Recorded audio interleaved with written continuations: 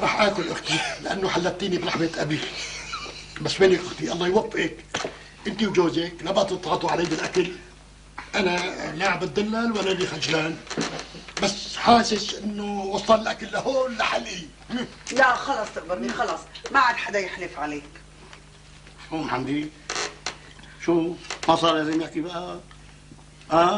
بدنا نحكي بعدين.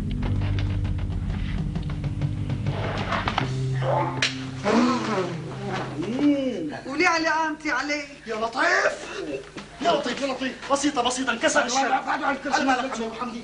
مالك مالك يا صحيح.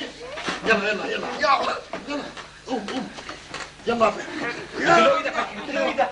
يلا ايدك المثل شر البريد. شوفي اختي انت وجوزك في شيء؟ لا ما في شيء اخي. صبحي ارجع لمحلك حبيبي، يلا وكمل اكلك. اكلت انا عمتي طيبين كثير. الله يسلمك. صحتين وعافيه ان شاء الله. الف انا وعافيه كل من اكل.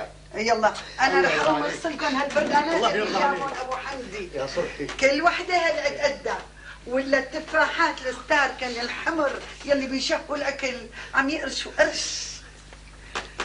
اختك شكريه لما جبت التفاحات وجيت لهون قبل ما يجي اجير الفران بالصفيحه ما استنيت، مدت ايدها وهرشت وحده هرش.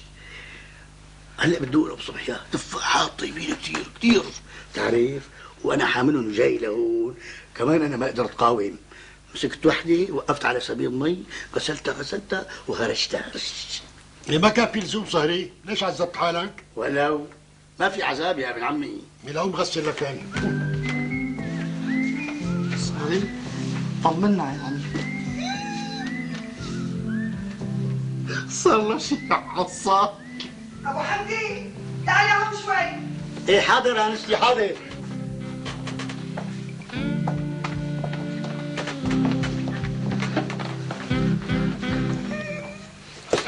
فتحي قوم لحقوا بسرعه واسمع شو بدهم يحكوا، بعدين بتيجي لعنا وبتخبرنا. يلا